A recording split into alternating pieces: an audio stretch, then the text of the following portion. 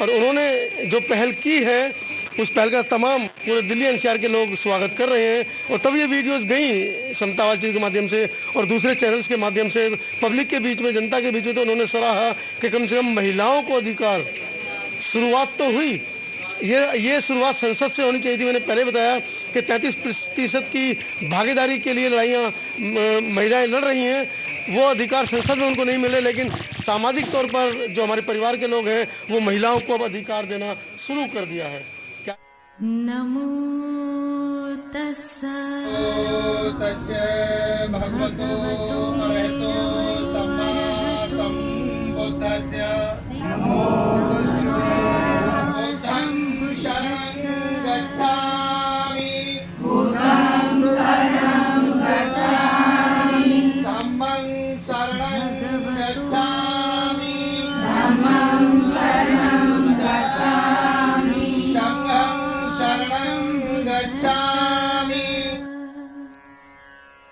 नमो भगवतो अरहतो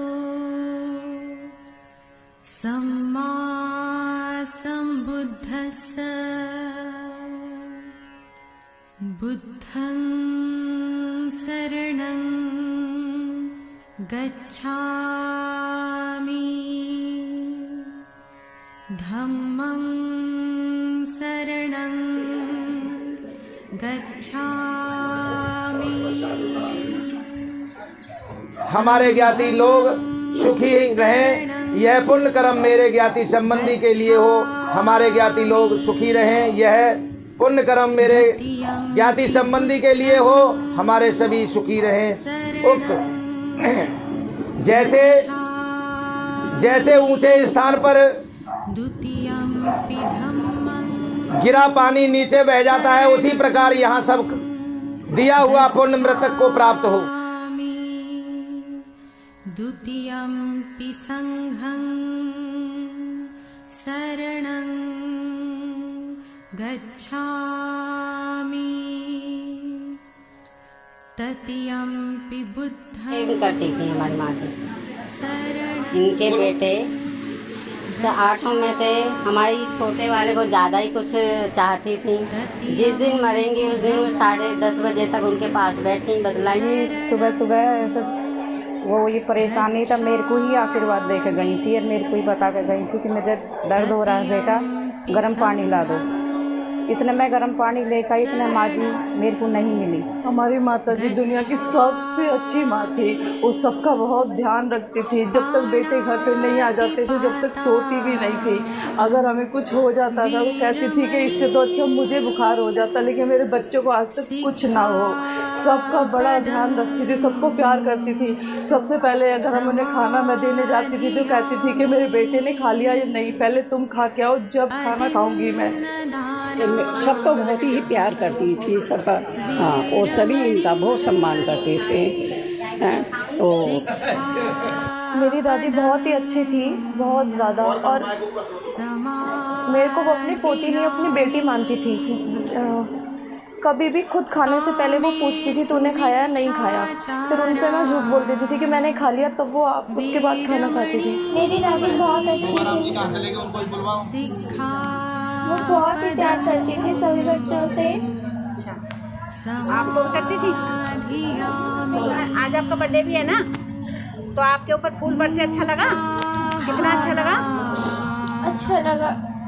अच्छा, तो हमेशा ऐसा अपना बर्थडे मनाओगे फूल बरसवा के, बुद्ध संस्कार से? ये सपना था, माता जी की सोच थी, जिस सोच को लेके मैंने 2 साल पहले ही मम्मी और पापा के नाम से हमें NGO चल रही है, जिसमें गांव-गांव जाके मैं निःशुल्क कोचिंग कराता हूं और अपनी कॉपी किताब बांटता हूं हर महीने। तो ये माता जी के नाम से चले थे।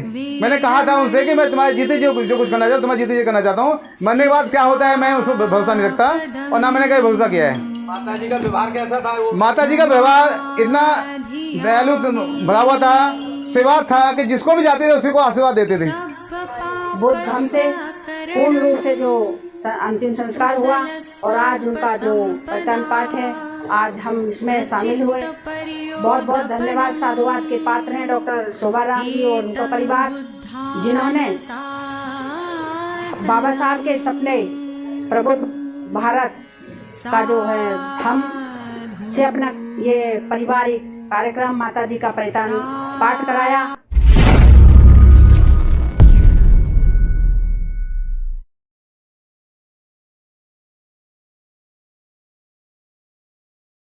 साथियों, ये खास खबर मैं दिखा रहा हूँ आपको तमाम बहुजन मीडिया चैनल्स के माध्यम से। आज माता जी के परिवार की उपलक्ष्य में कार्यक्रम रखा गया है और आप देख रहे हैं पीपल का पेड़। ये एक नई श्रृंखला दिल्ली NCR से शुरू हो रही है, नोएडा से। नोएडा सेक्टर 58 में हम पहुंचे हैं। ये क्यों पेड़ की जरूरत पड़ी?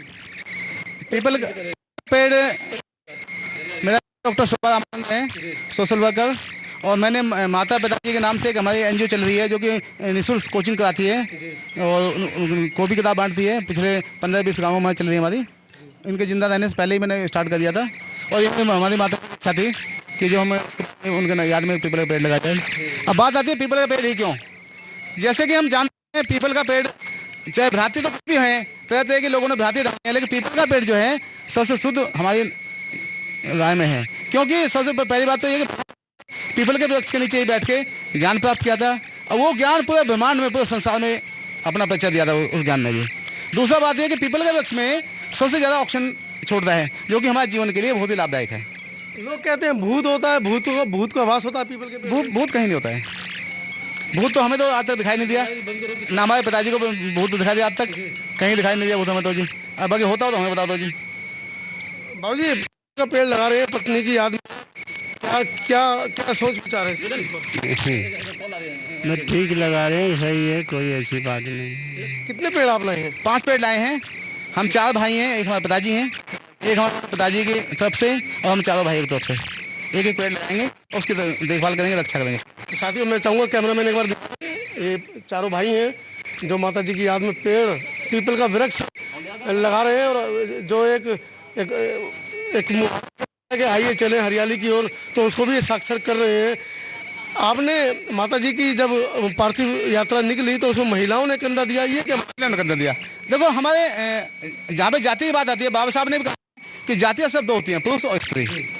बाकी हमारी सब बनाई हुई चीज़ें हैं, हम उसको कुछ भी रूप दे सकते हैं, अपने हिसाब से दे सकते हैं। जातियाँ 2 होती हैं। लेकिन व्यवस्थाओं में, जिन व्यवस्थाओं में हम रहते हैं, समाज क्या कहेगा, लोग क्या कहेंगे, क्योंकि महिलाओं का तो ऐसे कार्यक्रमों में वर्जित है ना। देखो जहाँ पे ज्ञान नहीं है वहाँ पे सब कुछ संभव है और जहाँ ज्ञान है वहाँ कुछ भी संभव नहीं, वहाँ सत्य संभव है। भंते जी क्या किस तरह की बातें करें, हमें तो समझ से बाहर है। देखो मतलब महिलाएं अर्थी को कंधा दे रही हैं। आपका नाम क्या है?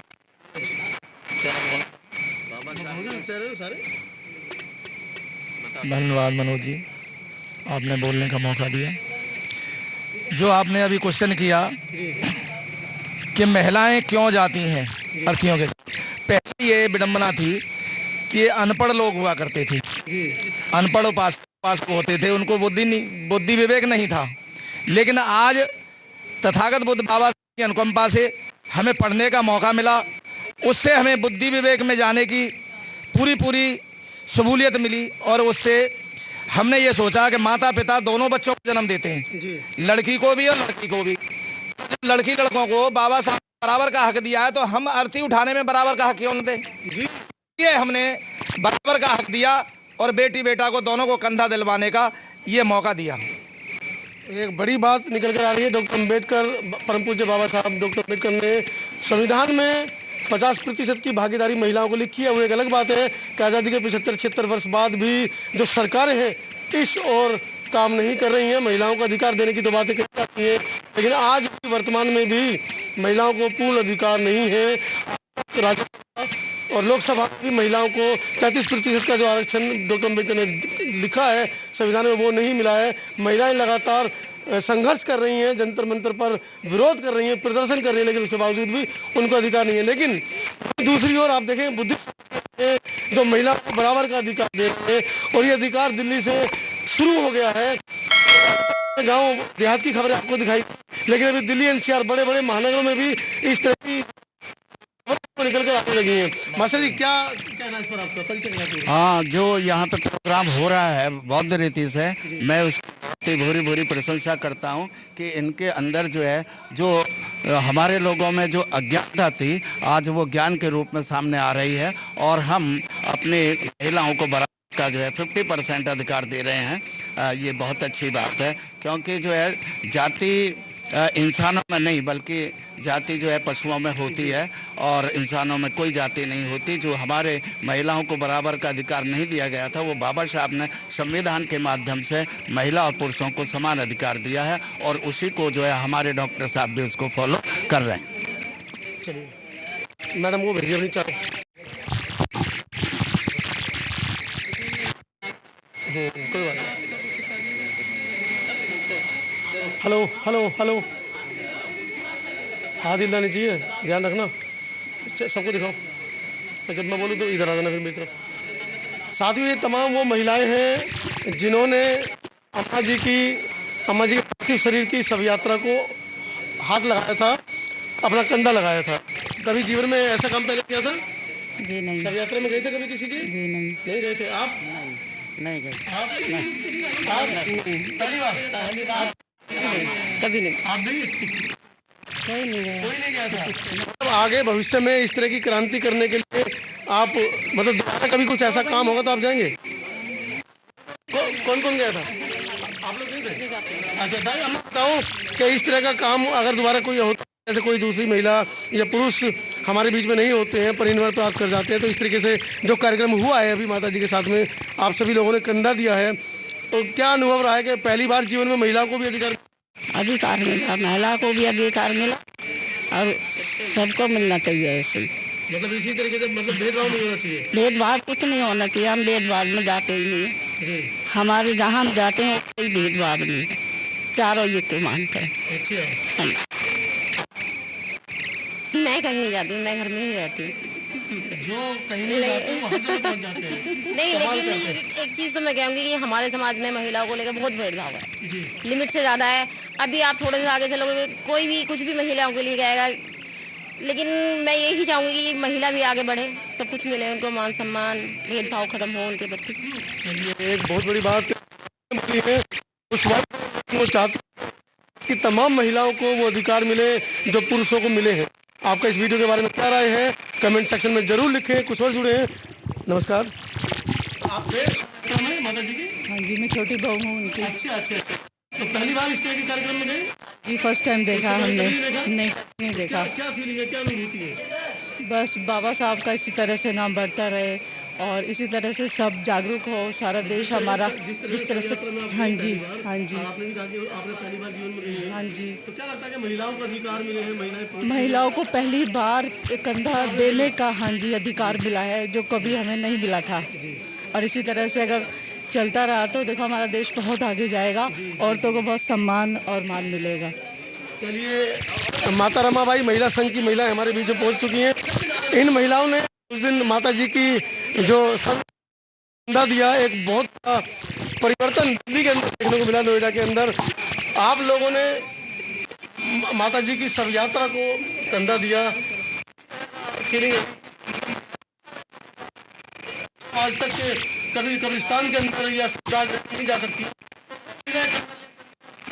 बहुत अच्छी फीलिंग थी और पहली बार हम लोग गए और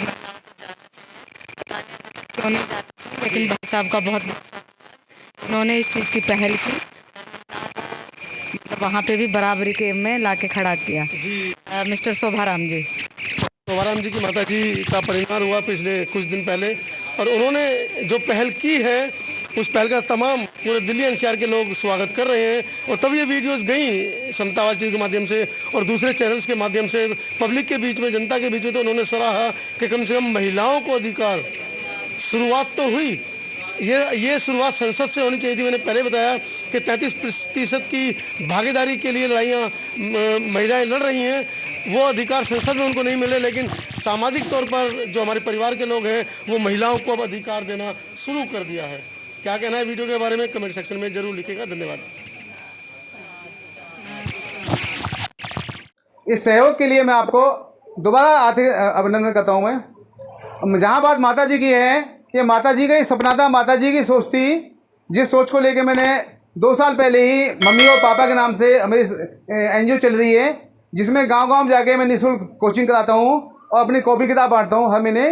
तो ये माता जी के नाम से चली थी। मैंने कहा था उनसे कि मैं तुम्हारे जीते जो कुछ करना चाहता हूँ तुम्हारे जीते करना चाहता हूँ। मरने के बाद क्या होता है मैं उस पर भरोसा नहीं रखता और ना मैंने कभी भरोसा किया है। माता जी का व्यवहार कैसा था? माता जी का व्यवहार इतना दयालु भरा हुआ था, सेवा था कि जिसको भी जाते थे उसी को आशीर्वाद देते थे। और जहाँ बहने की बातें हैं, लड़कियाँ तो इनसे इतनी पसंद रहती थी, बहुत खुश रहती थी। जितनी भी लड़कियाँ थी, बहन बेटी थी, इनको सबसे हंस के चलती थी, सबको पूछती थी बेटी कैसे हो, सबके हालचाल पूछते थे।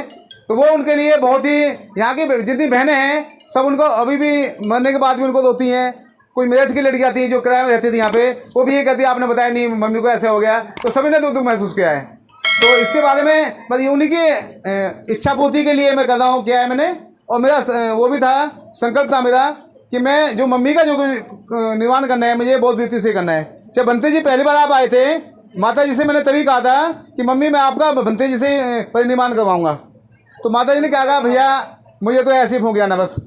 मैंने नहीं ऐसी बात नहीं है, बिल्कुल हंसी खुशी से करवाएंगे और पूरी मतलब विधि के साथ कराएंगे। अभी जब बोधि वृक्ष का जो मैंने लगाने का जो निर्णय लिया है 5 पेड़ों का, जिनमें एक पिताजी के नाम से है और चारों भाइयों के नाम से है, वो मैं अलग अलग पार्कों में मम्मी के नाम से लगवानी है, अथॉरिटी से परमिशन लेके लगवाना है और उनके नाम की मैं नेम प्लेट लगाऊंगा। और अब तो मेरा जिम्मेदारी और बढ़ गई है माता जी के जाने के बाद में। जिम्मेदारी क्या बढ़ गई है कि सारी लड़कियों को निःशुल्क पढ़ाना, सारी लड़कियों को लेडीज़ों को जहाँ में कन्यादान निःशुल्क करना, मुझे ये मेरी जिम्मेदारी बढ़ गई माता जी को। चलो बहुत बहुत साधुवाद, मंगल हो। नहीं, थोड़ा सा यहाँ दिखाई देगा। अच्छा जो आपके करुणा के सागर तथागत गौतम बुद्ध को नमन करते हुए इस देश में हमें धम्म देने वाले विश्व रत्न बोधिसत्व बाबा साहब डॉक्टर भीमराव अम्बेडकर जी को नमन करते हुए मंचासीन पूज्य बंते जी को वंदामी, उपस्थित सभी बंधु बहनों को मेरा नमो बुद्धाय, जय भीम। जैसा कि आज डॉक्टर शोभा रामानंद जी का, माता जी का आज परितान पाठ था यहाँ पर, और इस परिवार में मैं पहले भी आती रही हूँ। और जिस दिन इनका जो निर्वाण हुआ था उस दिन भी हम लोग पूरी संगत के साथ थे यहाँ पर, और बंते जी के बताए दिए निर्देश बताए हुए हमने अर्थी को कंधा भी दिया महिलाओं ने, और इस घर की जो माता जी के बेटे और बेटियां हैं उन्होंने भी उनको कंधा दिया। और बुद्ध धम्म से पूर्ण रूप से जो अंतिम संस्कार हुआ और आज उनका जो परितान पाठ है आज हम इसमें शामिल हुए। बहुत बहुत धन्यवाद, साधुवाद के पात्र हैं डॉक्टर शोभा राम जी और उनका परिवार, जिन्होंने बाबा साहब के सपने प्रबुद्ध भारत का जो है धम्म से अपना ये पारिवारिक कार्यक्रम माता जी का परितान पाठ कराया।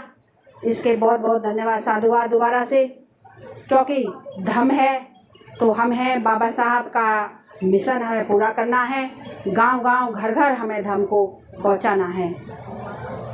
आप सभी को नमो बुद्धाय, जय भीम।